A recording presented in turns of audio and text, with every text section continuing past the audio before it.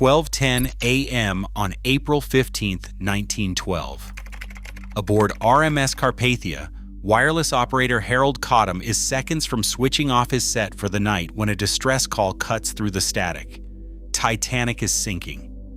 Within minutes, Captain Arthur Rostron is on the bridge, turning his ship hard about and driving her engines past anything she was built to do. 17.5 knots through 58 miles of iceberg-choked darkness. From a hull designed for 14 knots. By dawn, 705 survivors had been pulled from the North Atlantic. 1,517 others were beyond saving. For one night, Carpathia became the most important ship in the world. And then, history forgot her. What happened next is a far darker story than you think. RMS Carpathia was never built for headlines. Laid down at the Swan, Hunter and Wigham Richardson Yard in Newcastle upon Tyne, her hull number 363 was just another entry in the shipyard's ledger. When she slid into the Tyne on August 6, 1902, there were no crowds straining for a glimpse of luxury. Instead, Carpathia's 541-foot length and 13,555 gross tons spoke of strength, not spectacle. Her engines, two massive quadruple expansion steam units, were designed for a steady 14 knots, reliable, economical, and unremarkable, beside the great floating palaces of her age. Carpathia's decks were crowded, not with the rich and famous, but with families from Hungary, Italy, Croatia, and the Ottoman lands. Her passenger lists read like a census of the hopeful and the desperate. 100 in first class, 200 in second, and as many as 2,250 in third steerage after her 1905 refit. Whole generations crossed the Atlantic in her lower berths, carrying battered trunks and bundles, not Louis Vuitton. Her holds brimmed with mail sacks, crates of cheese, olive oil, and the tools of new beginnings.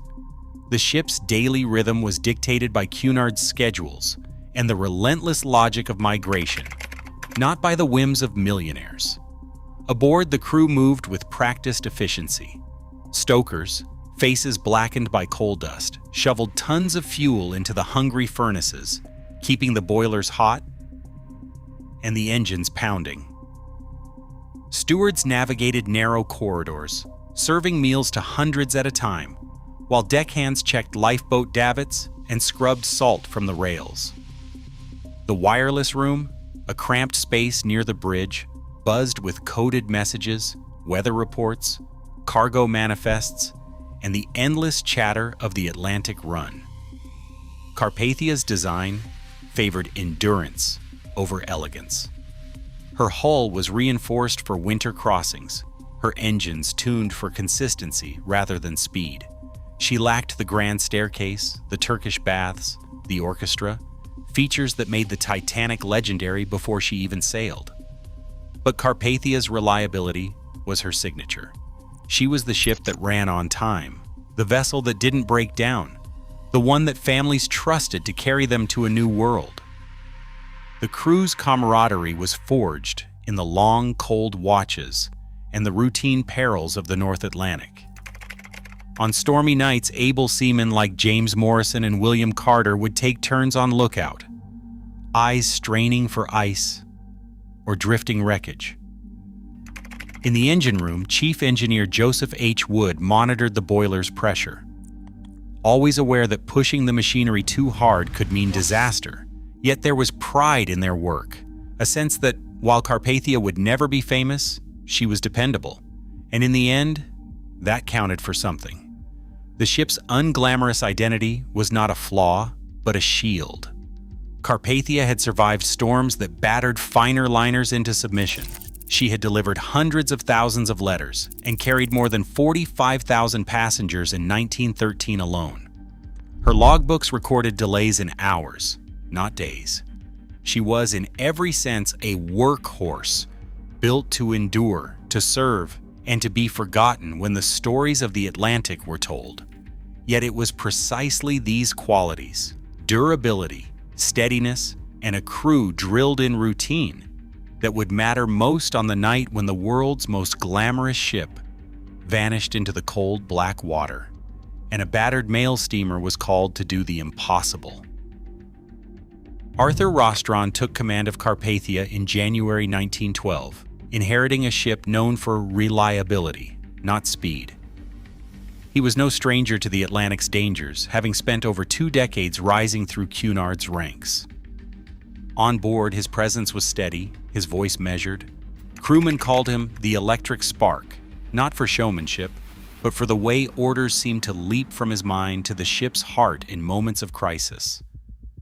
The night Carpathia's wireless crackled with Titanic's distress, Rostron was roused from his cabin by Harold Cottam's urgent knock. Within minutes, he was on the bridge, assembling a mental checklist that would become legendary. Rostron worked methodically, issuing more than 50 crisp, numbered commands, each one a thread in a web of action that stretched from the bridge to the engine room, the decks, the galley, and back again. He ordered extra lookouts posted, all watertight doors closed, lifeboats swung out, and the ship's lights dimmed to avoid drawing attention in the ice-laden darkness. The engineering crew was told to divert every available ounce of steam to the engines, pushing the ship far beyond her intended limits. Rostron's habit of precise, sequential orders shaped every move. His bridge log and later Senate testimony detail a cascade of instructions. Bring all boilers online, prepare the infirmary, and lay out blankets. Stand by with stretchers and hot drinks. Signal the wireless room. Maintain contact at all costs. There was no panic in his voice, only a relentless clarity. First Officer Thomas Manley later recalled, "He spoke quietly, but there was no room for doubt. Every man knew exactly what was required." As the Carpathia surged through the North Atlantic, Rostron took a moment for himself. Standing at the wheelhouse, he bowed his head and whispered a simple prayer. "Lord, grant us safe passage." The words were recorded in his own hand, later entered into the official inquiry. It was not for show. Few on the bridge even heard it, but it marked the weight he carried. The ship was running at 17.5 knots, 3.5 above her design speed, with ice reported ahead. Every order carried risk, but Rostron's faith was in his crew and his ship's endurance. He moved from station to station, checking that each command was executed. The chief engineer, Joseph Wood, confirmed the boilers were at full pressure. Deckhands, some barely out of their teens, stood shivering at their posts, eyes fixed on the horizon for any sign of ice or lifeboats. In the wireless room, Cottam kept the lines open, relaying news as it came. The galley staff brewed gallons of strong tea and soup, filling the air with the scent of hope and fear mingled together. Rostron's leadership was not dramatic, but absolute. The bridge logs show no wasted words, no hesitation. When questioned later before the Senate, he listed his orders in sequence as if reciting a litany. "I gave 50 orders in as many minutes. Each was obeyed without question." In the darkest hours before dawn, as Carpathia raced through a field of icebergs, the ship's fate and the fate of hundreds of strangers hung on the quiet authority of a captain who believed in preparation, precision, and prayer. The world would soon know what that discipline had achieved, but on that night, it was simply duty carried out in the face of the impossible. Steam pressure in the Carpathia's boiler rooms climbed past safe margins as Chief Engineer Joseph Wood and his team fought the ship's own limits. The order from the bridge was clear: every ounce of power to the engines. The Carpathia, rated for 14 knots, was now being forced to run at 17.5 knots, 3.5 knots above her design, a gamble with steel, steam, and human endurance. Stokers, stripped to the waist, shoveled coal in relentless shifts. The boiler room, already stifling, became a furnace. Wood diverted hot water from the galley directly to the feed lines, a risky improvisation that risked scalding and stress fractures, but bought precious minutes. The engine log from that night, later entered into evidence at the United States Senate inquiry, shows the dials edging into the red, pressure at 180 pounds per square inch, and the revolutions per minute far above the norm. Above the chaos, the deck crews braced against the cold. Extra lookouts, including able seamen James Morrison and William Carter, stood at the bow, eyes strained for ice. The North Atlantic was littered with bergs, massive silent threats drifting in the darkness. The Carpathia's hull shuddered as she plowed through the chop, every vibration a reminder that one wrong move could mean disaster for all aboard. Rostron paced the bridge, his mind fixed on the numbers: 58 nautical miles to cover, lifeboats in the black water. Every minute a matter of life and death. The wireless room was the nerve center. Harold Cottam, fingers cramped from tapping, relayed updates as Titanic's signals faded. Each new message brought fresh urgency. First a position, then silence. The ship's clocks ticked toward 4:10 in the morning. The time Rostron calculated, they might reach the last reported coordinates. No one spoke of the odds. The crew worked as if the ship itself could will its way through the ice. In the engine room, senior stoker William Rogers led a team of 12, their faces streaked with sweat and coal dust. They kept the furnaces stoked at red heat, shoveling more than 1 ton of coal every 10 minutes. Rogers later recalled, "We ran her like the devil was behind us. The walls sweated, the pipes screamed." The risk of a boiler explosion grew with every passing mile. Yet no one faltered. At 4:10 in the morning, as the first hint of dawn crept across the horizon, a green flare pierced the gloom. Morrison was the first to spot it, a faint wavering light low on the water. The Carpathia slowed, her hull echoing with the release of pent-up steam. Lifeboats, battered and crowded, bobbed in the freezing sea. The ship's log records cited first lifeboat 4:10 a.m. Engines stopped. Rescue commenced. The Sprint had covered 58 nautical miles in just over 3.5 hours, averaging 17.5 knots through fields of drifting ice.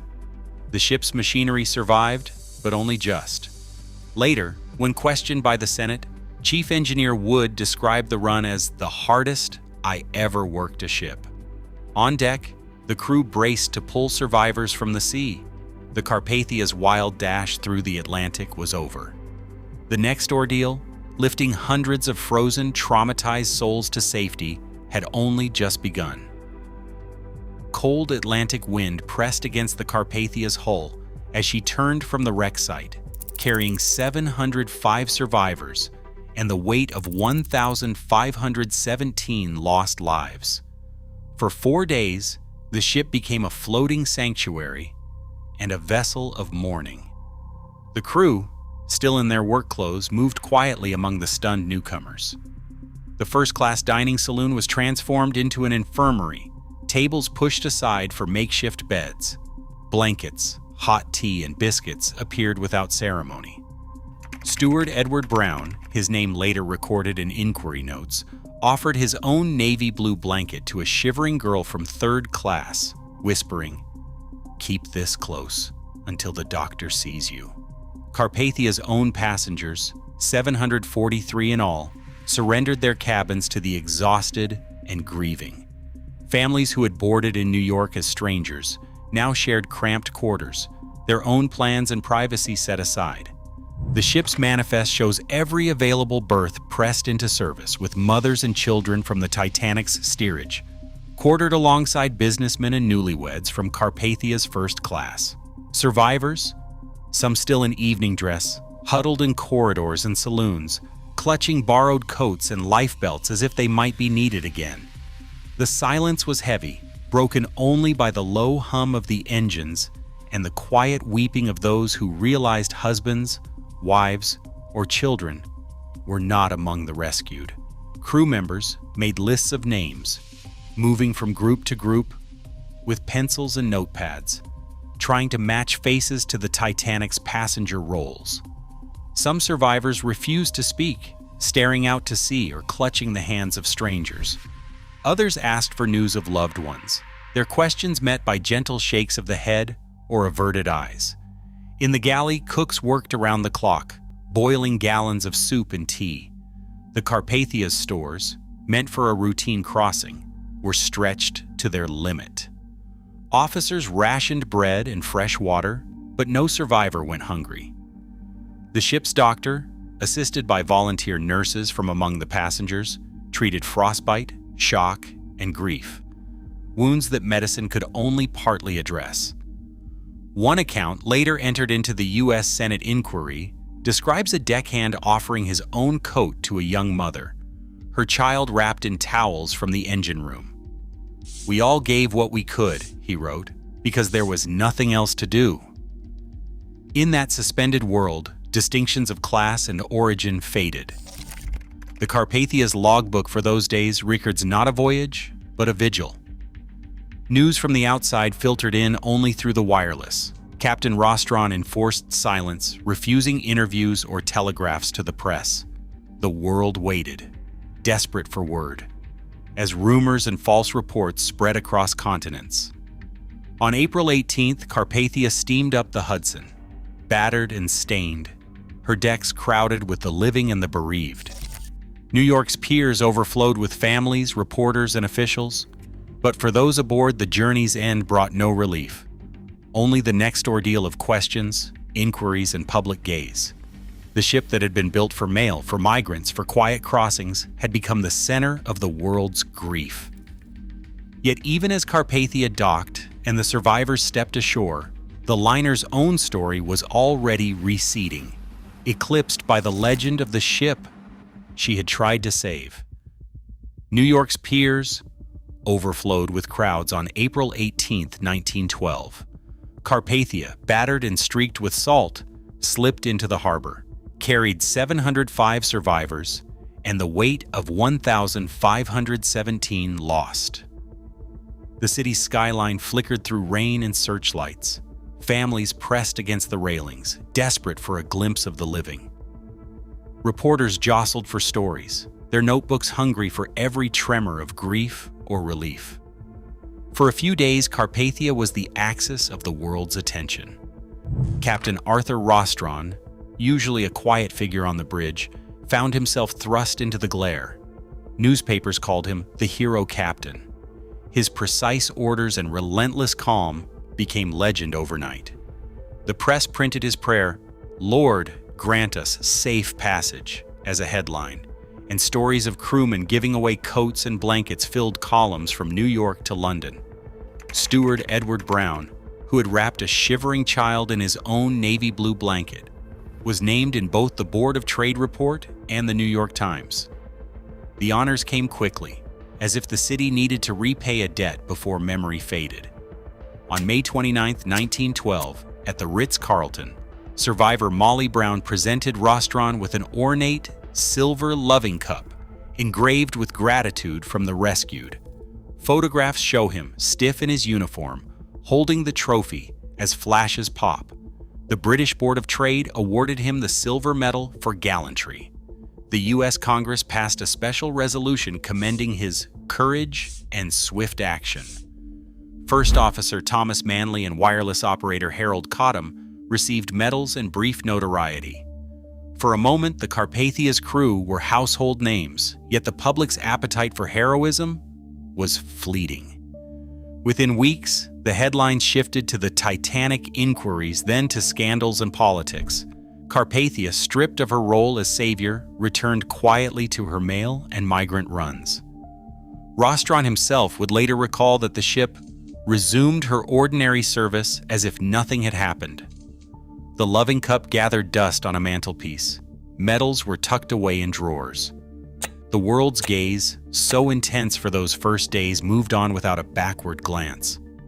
The irony was sharp. The ship that had delivered hope and survival became just another entry in Cunard's schedules. The Carpathia's logbooks filled with the same old notations: cargo loaded, passengers embarked, weather fair or foul.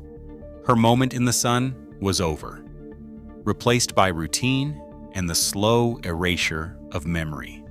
Fame for the ship that had done the impossible lasted barely longer than the voyage home.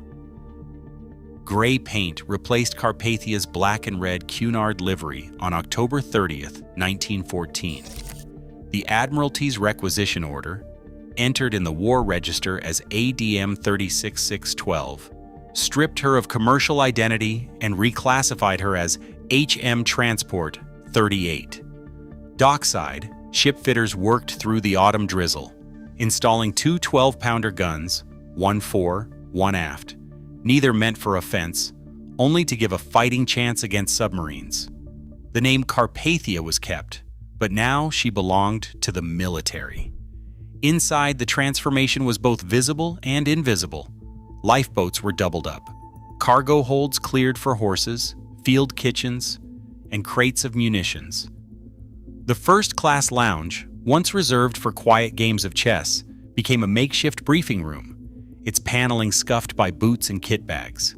Soldiers from Liverpool, Southampton, and Glasgow boarded by the hundreds, their names recorded in the War Office Transport Register. The ship's manifest, once a roll call of hopeful emigrants, now listed battalions and regiments: the 2nd Royal Scots, the 7th Manchester, the 1st Black Watch. Between 1915 and early 1917, Carpathia ferried nearly 25,000 troops to the French ports of Le Havre, Marseille, and Boulogne-sur-Mer, as well as to Mediterranean staging grounds. On June 4, 1916, her log notes the embarkation of 1,200 infantrymen bound for the Somme. The troops she carried changed her purpose. The mood aboard shifted with the new mission. The crew, many of them veterans of the Titanic rescue, now drilled for submarine alarms instead of lifeboat launches. Blackout curtains covered every porthole. Drills were frequent and sudden. A single bell, then the scramble to muster stations. The wireless room, once a lifeline in peacetime disaster, became a nerve center for encrypted Admiralty traffic. Chief Engineer Joseph Wood, who had once risked the boilers to outrun ice, now worried about torpedoes and mines. The engine room logs show the same careful handwriting, but new notations: convoy speed 12 knots, zigzag course, all hands on watch. Drills were constant and exacting. For the soldiers, Carpathia was neither home nor destination, just the ship that carried them across a hostile sea. Letters written on Cunard stationery, many never delivered, describe long nights in hammocks, the smell of oil and steam, and the distant thump of gun drills. A private from the King's Own Yorkshire Light Infantry wrote, "We sleep in our boots. The sea is black and the ship is painted to vanish." The danger was constant but impersonal. U-boats prowled the western approaches, and every crossing felt like a wager. On deck, the new guns stood ready, but everyone knew that a single torpedo could end it all. The Carpathia's endurance, her old, unglamorous strength, was now her only defense. She was no longer the world's savior, nor even the reliable mail steamer of old. She was a target, gray and anonymous, moving soldiers and hope through a war that cared little for memory or past heroics. By 1917, the Atlantic crossing was no longer a passage to a new world, but a gauntlet. The logbooks filled with troop numbers, ammunition tallies, and the names of ports that would soon be battlefields. The ship's fate was no longer in her own hands, but in the periscope sights of unseen enemies. The Carpathia's story, once a tale of rescue, now moved in the shadow of war, her service a matter of duty, not legend. On July 17, 1918, the Carpathia steamed through the Celtic Sea, her hull painted the dull gray of war, engines turning at convoy speed. At 0344 UTC, a torpedo from U-55 struck amidships. The shock tore through the engine room, killing 5 crewmen in an instant. Within minutes, a second torpedo smashed into the starboard side, flooding the lower decks and knocking out all power. The third hit near the stern, rupturing the steering gear and sealing the ship's fate. The crew scrambled to launch lifeboats as water surged through the hull. Chief Engineer Joseph Wood, still at his post, ordered the last boilers shut down, knowing there would be no more crossings. 7 boats made it clear of the sinking ship. Above the chaos, officers called roll, searching for missing names in the half-light. The log of U-55, preserved in the Bundesarchive, records the attack in a single line. Sank enemy steamer, Carpathia. The Carpathia began her final descent, bow low, steam hissing from ruptured pipes. The last survivors were taken off by HMS Morrison and HMS Mavis. The sea closed over the ship that had once been the world's lifeline. For decades, her grave went unmarked, her story nearly silent. 5 men lost, hundreds saved, and a name consigned to the margins of memory. The ocean floor off Ireland's southern coast holds its secrets tightly. For 81 years, the Carpathia lay in darkness, her story unfinished.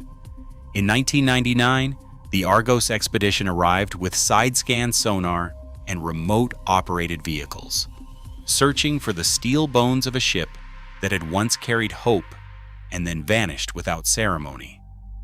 Coordinates locked in at 58 degrees, 31 minutes north, 12 degrees, 32 minutes west, a grave nearly 5,800 feet down. The first sonar pass revealed a long, broken shadow. The lights of a remote-operated vehicle swept across the silt, then settled on a hull still upright, battered by decades but unmistakable. The name Carpathia remained faintly visible on the stern. What the cameras found was not a shattered wreck, but a ship preserved by cold and pressure. Her davits, the same ones that had hoisted Titanic's lifeboats, stood intact along the deck, silent witnesses to a night when duty outweighed fame.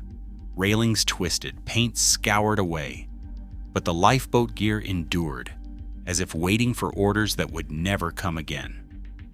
Expedition logs from Argos, led by Richard A. Fowler, record the moment of confirmation. A mail steamer, not a palace, resting far from headlines or memorials.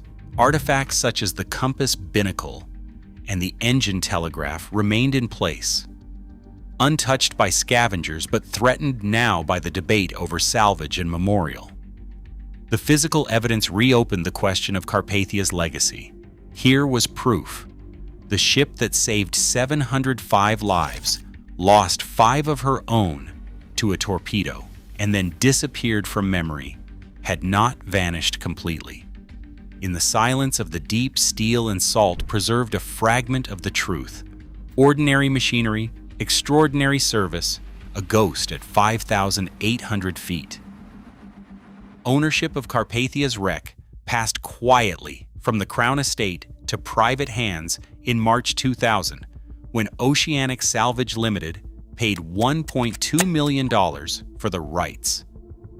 The ledger entry CE 2000-07 is as stark as any ship's log, listing date, amount, signature. No ceremony, no headlines. The transaction set off a legal dispute that played out in distant courtrooms, far from the cold Atlantic where the ship lay. In 2002, the United States Court of Appeals for the Second Circuit upheld the sale, but with a single condition. Any future salvage would require a plaque, a permanent memorial at the wreck site.